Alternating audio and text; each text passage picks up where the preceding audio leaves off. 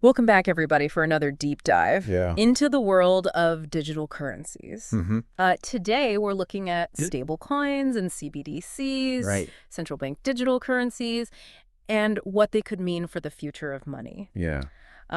both in the U.S. and globally. Absolutely. And this is a really hot topic right now, especially Now, yeah. with the U.S. elections right around the corner. It certainly is. So, yeah. Yeah, we're seeing this kind of financial evolution almost in real time. Yeah. With these private stablecoins gaining so much traction. Right. And at the same time, we have central banks, including our own Federal Reserve, exploring the concept of their own digital currencies or CBDCs. So it really is like we're standing at a crossroads. It is. Like, on one hand, you have these private stablecoins that are already out there. Like Tether. Like Tether operating in the wild. Yeah. And on the other hand, you have this potential for a digital dollar backed by the Fed, which could completely change how we think about money. It could. It really could. Let's talk about Tether for a second. Yeah. Because the growth of Tether has just been remarkable. Yeah. It holds nearly 70% of the market share among USD-pegged stablecoins. Really? As of July 2024. Yep. They had a staggering $97.6 billion in U.S. Treasuries. Wow. Which actually exceeds the holdings of entire countries. Really? Like Germany, the UAE. That's unbelievable. And Australia. So they have more U.S. Treasuries than entire countries. More U.S. Treasuries than those countries. Yep. Wow. And in addition to that, they've been collaborating with the FBI. Really? Which really underscores how stablecoins are becoming so intertwined with our traditional financial system. That's mind-blowing. It is. Their treasury holdings are bigger than entire countries. Yeah. What does that even mean in terms of, like, their influence? It's a great question. Are we seeing a power shift away from these traditional institutions? It's certainly a point to ponder. Yeah. This massive accumulation of treasuries by a private stablecoin issuer does raise some interesting questions about the future of finance. Yeah. But before we get ahead of ourselves, I think it's helpful to bring in an expert voice to kind of guide us through these uncharted waters. Sounds good. And we're going to be drawing insights from Eswar Prasad. Okay. He is a leading economist from Cornell University and a member of the Initiative for Cryptocurrencies and Contracts, or IC3. Okay. He's done some really fascinating work on CBDCs. Excellent. So what does Prasad have to say about this whole dynamic between stablecoins and a potential digital dollar? Right. Are they allies? Are they adversaries in this new financial landscape? Right. You might assume that they'd be competitors. Yeah. But Prasad actually believes that they could coexist and serve different purposes. Okay. Think of CBDCs as the digital equivalent of cash. Okay. Issued and regulated by the central bank. They would provide a safe and reliable way to transact digitally, a sort of digital foundation for the economy. Okay. Stablecoins, on the other hand, might play more specialized roles, especially in areas like decentralized finance. So instead of competing head-to-head, they might actually complement each other. Exactly. Each serving a distinct purpose in this evolving digital ecosystem. Right. But are there concerns with this? There are? Like, is there anything that could go wrong with this setup? Well, Prasad points out that stablecoins could potentially disrupt the traditional flow of money and undermine the effectiveness of central bank monetary policy. Okay. How? So if a large chunk of the money supply is held in stablecoins that operate outside the traditional banking system, it becomes harder for central banks to control things like interest rates and inflation. Okay, I see what you're saying. So give me an example. Sure. Imagine a scenario where a large portion of consumer spending shifts to stablecoins. The Fed's usual tools for controlling inflation, like adjusting interest rates, might become less effective. That's a bit concerning. It is. So are stablecoins a potential threat to economic stability? Potentially. I remember during that banking crisis, Yes. didn't one of the stablecoins lose its peg to the U.S. dollar? Yeah, you're thinking of Circle's USD coin, which temporarily lost its peg during the 2023 banking crisis, which is known as depegging. Yeah. This really highlighted the inherent risks associated with stablecoins. While they aim for stability by pegging their value to an asset like the U.S. dollar, they're not immune to the volatility of the broader financial system. That makes sense. Yeah. And it seems like U.S. regulators are scrambling to figure out how to handle these stablecoins. They are. Like, what do we do with this? Despite the growing adoption of stablecoins, there's still a lack of clear regulatory framework in the U.S.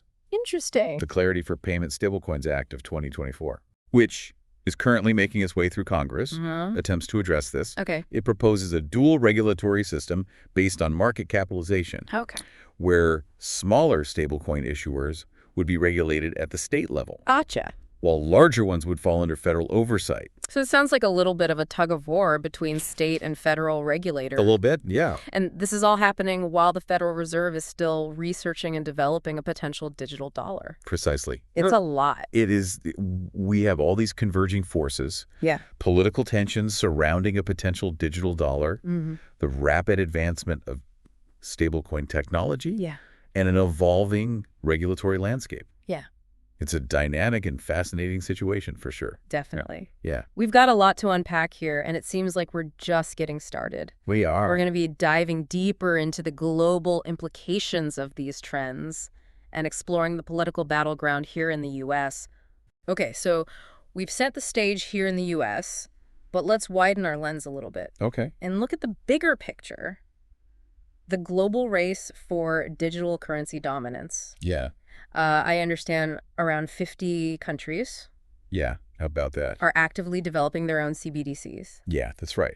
And this global push for CBDCs is driven by a few key factors. You know, for some countries, it's about enhancing financial inclusion. Bringing more people into the formal financial system. Gotcha. For others, it's about improving the efficiency and security of their payments infrastructure. Right. And of course, there's the elephant in the room. Which is? The potential to challenge the dominance of the U.S. dollar. Right. The battle for global financial supremacy. Exactly. So who are the main contenders in this race? Well, and could any of them realistically dethrone the dollar as the world's reserve currency? China's digital yuan is often cited as a potential rival. They've been quite aggressive in rolling it out and testing it through various pilot programs. But while they may be technologically ahead, Prasad remains skeptical about the digital yuan's ability to truly challenge the dollar's dominance. So I'm curious why he thinks that. Yeah. Why does he think that the digital yuan won't topple the dollar? Well, he argues that it's not just about the technology. You know, China's financial system, despite its size, has some inherent constraints that hinder the yuan's global reach. Such as? Things like capital controls. Which restrict the flow of money in and out of the country. And these limitations, he believes, will ultimately prevent the yuan from achieving the same level of global acceptance and trust as the dollar. So it sounds like the dollar's strength lies not just in the size of the U.S. economy, but also in the stability and transparency of its institutions. Precisely. You know, the rule of law. Exactly. The relative stability of the U.S. government, the transparency of our financial systems. These factors cultivate a sense of trust. And that trust is what underpins the dollar's safe haven status. It does. But are there any other potential challengers to the dollar that we should be keeping an eye on? The European Union is exploring a digital euro. Although they're proceeding much more cautiously. Gotcha. Brazil is also making strides.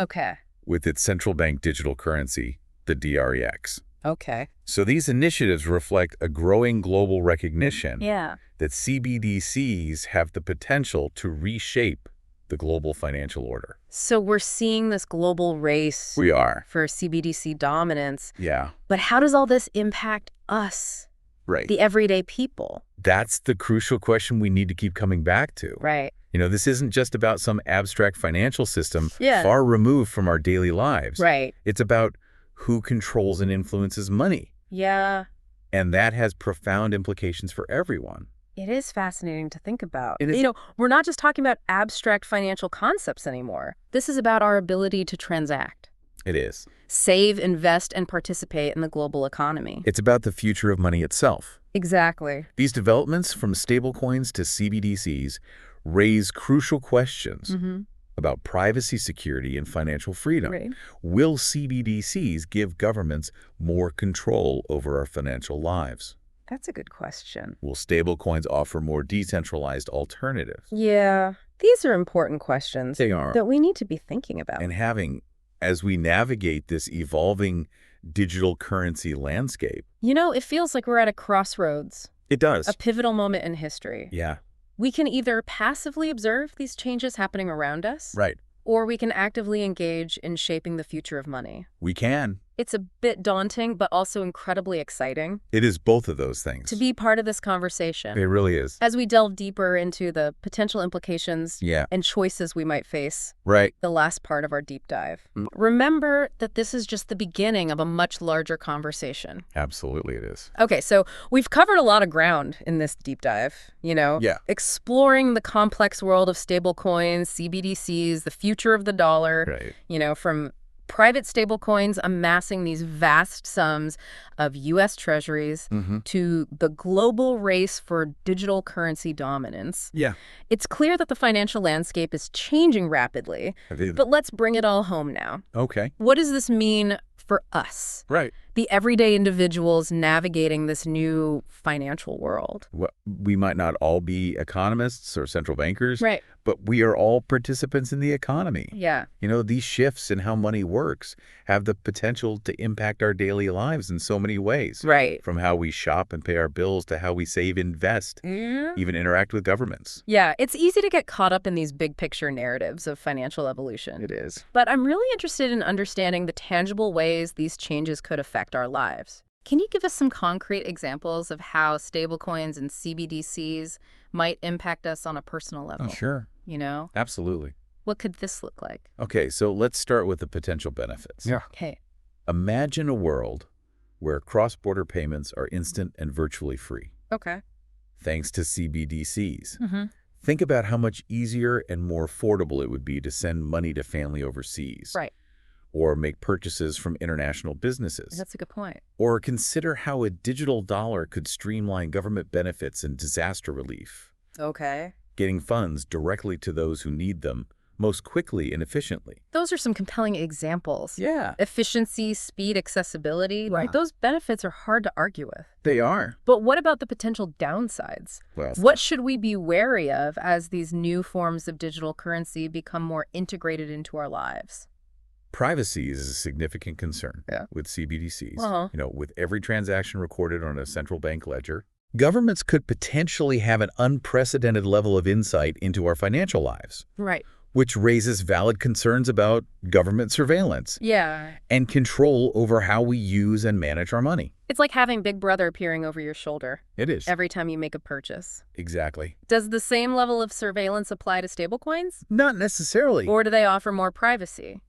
The level of privacy associated with stablecoins really depends on how they are designed and regulated. Okay. Some stablecoins operate on public blockchains, Right. which offer transparency but can raise concerns about anonymity. Uh-huh. Others are exploring more privacy-focused solutions. Okay. So it's a complex landscape, and there are trade-offs to consider.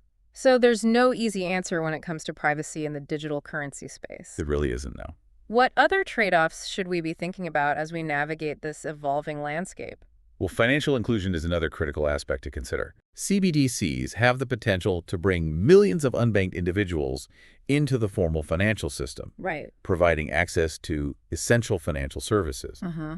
However, if access to technology is limited, they could also exacerbate the digital divide, Oh, right. leaving some populations behind. That's a good point. So we need to ensure equitable access to these new technologies Yeah. to avoid creating new forms of inequality. Right. It's not enough to simply create a digital currency. Exactly. We need to consider the infrastructure We do. and accessibility required Yeah. for everyone to benefit from it. For sure.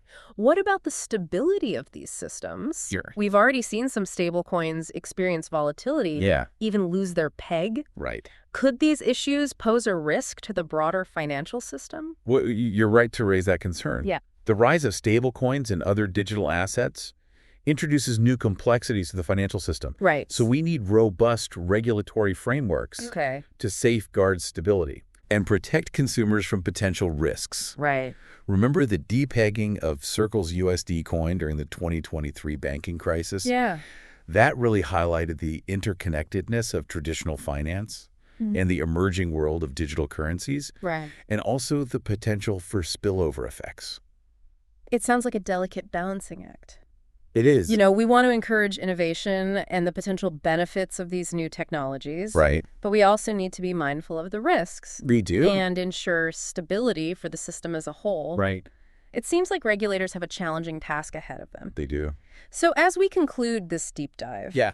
What advice would you give to our listeners as they try to make sense of all this, and figure out their own place in this new financial world? I would encourage everyone to stay informed, Okay. stay curious, and don't be afraid to ask questions. Yeah. Read about different perspectives on CBDCs and stablecoins. Explore the potential benefits and risks. Yeah. And think about how these changes could impact your own financial life. That's great advice. Engage in conversations, Yeah. challenge assumptions, and be an active participant in shaping this evolving landscape. I couldn't agree more. The future of money is something that affects us all. It does.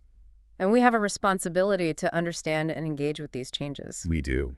Thank you for joining us on this deep dive My pleasure. into the fascinating world of digital currencies. Yeah. We hope you found this exploration insightful and informative. I hope so. And remember, this is just the beginning of the conversation. It is. Stay engaged, stay informed, Absolutely. and let's continue to explore this new frontier together. Sounds good.